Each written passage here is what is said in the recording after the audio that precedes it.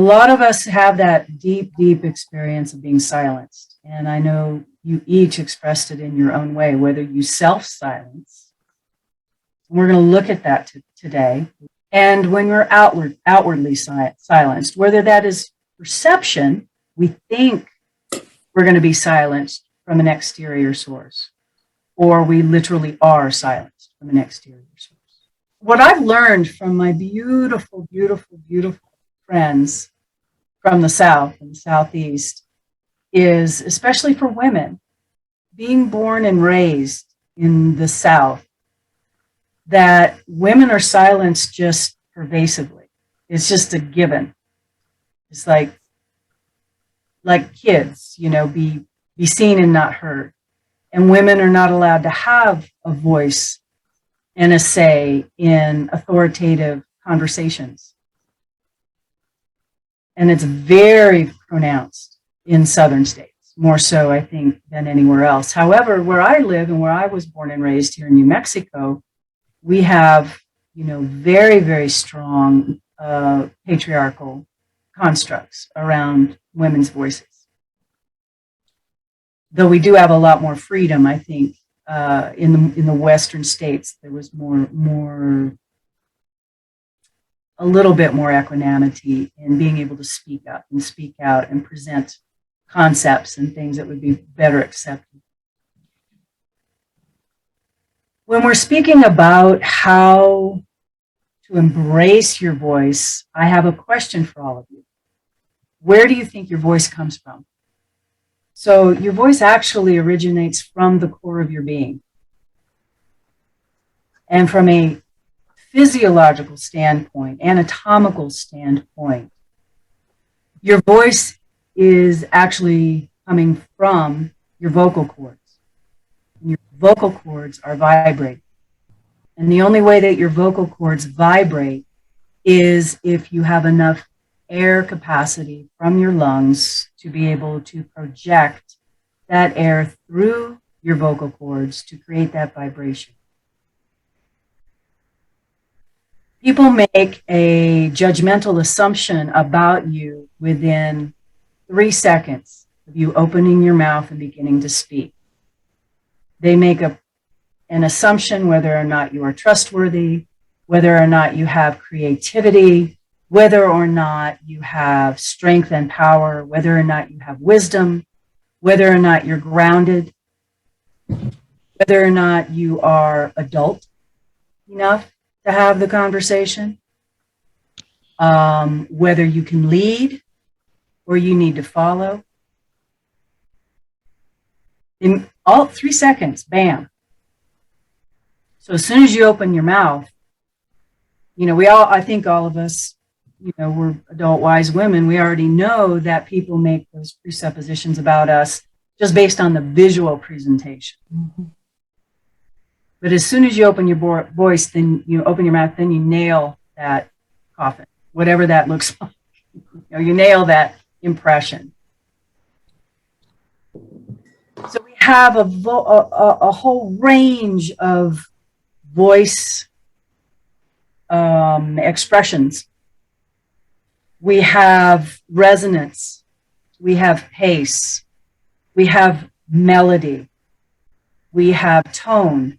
I've been working with a variety of professionals that actually teach executive voice training, and they basically break it down into 5 things. So as I said, you've got melody, tone, pace, you have pitch, you have volume.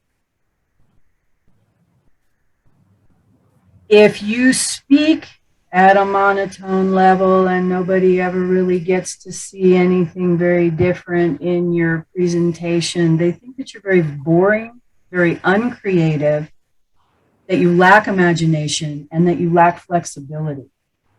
I know that I have done an enormous amount of study and practice with scientific presenters, and they talk very much like this, and it's extremely challenging to stay track with them because there's no movement. And then you just kind of go to sleep. And yet these are incredibly brilliant brains, incredibly brilliant minds, very thoughtful people. But the impression is, wow, you're boring. You know, how can I possibly absorb anything that you're saying? Then you've got people that talk all over the place, and they've got voices that are just everywhere, and they're all over the place. They got this great melodic thing, but they just don't really let you know, and then they talk really fast, but you don't really know if you can keep up with them, and you don't really know what they just said. And oh my gosh, having lived in Baton Rouge for 20 years slowed my auditory capacity to listen to voices way down. So now when I listen to people who are from, like, oh, I don't know, the East Coast, and they talk like this and I can't keep up, and and I'm like, oh my gosh, ratchet it down just a bit. Help me to keep up with your pace, right? Pacing is really important. You'll lose your audience if you talk too fast. And then if you talk too slow, then again, your audience thinks that you're not snappy, you're not quick on the uptake, you can't follow a conversation, your brain isn't moving quick enough. So pace is really important. Tone is the amount of air that comes through your vocal cords. So if I have good tone, then I'm really projecting my voice. I have great tone because I've got good lung capacity. And then there's people that have like really like, you know, airy, breathy tone because they just think that this is the way it's supposed to be. And this is a problem also between men and women. Girls and little boys, before the voice changes, they actually communicate better. The tonal range is almost identical. As soon as little boys go into puberty and their voice breaks and begins to change, and then it lowers, you get a different tonal place. Now, women, girls do that too, their voice changes. But they get used to this little high thing. And this little high thing is how we kind of navigate the world, because we think we're supposed to be really sweet little girls and not ever have any kind of oomph to what we have to say to the world. So in business, that can be very catastrophic. So if you walk into an office, if you're talking up like this, you know, and you're working in psychiatry, that's probably not going to get you what you need with that client. You're going to go, oh, you don't know what you're talking about, and I can walk all over you, right? You don't have what I need. You can't take care of what I need because what I have is so big, you're not going to be able to handle it. Right? So tone is really, really important. And then if you don't have enough breath coming through, then you talk like this, and there's not much air coming out, and it's pretty edgy, and like, you know, there's just not a whole lot moving. And again, people are not going to take you very seriously because there's no movement, there's no vitality. This is a voice with no vitality. You know, I'm not really going to make much of an impression. And then volume. I know a lot of people that have excessive volume, where they have just really loud voices just innately, and there's just nothing you can do to get them to tone that down a bit. And there's nobody in the house that can talk at the same time they do because they take up the whole space. Really a problem in offices and business meetings. And then you've got people that just sort of into their boobs, like, right here. Like their lips are moving, but nothing's really coming out. Mm-hmm. So when we're talking about voice, there's the spiritual capacity. This is called the avenue of expression. Right? Areas, the avenue of expression.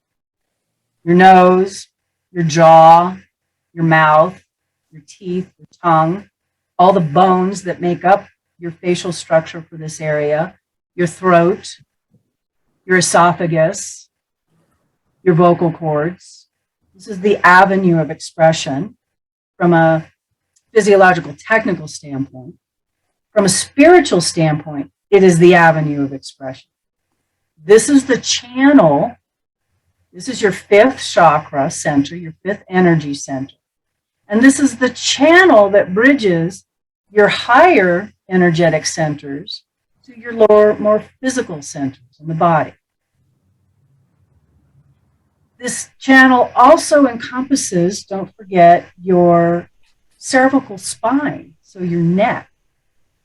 So when we have pathologies throughout this center, it reflects directly on your capacity to express your inner voice through your avenue of expression.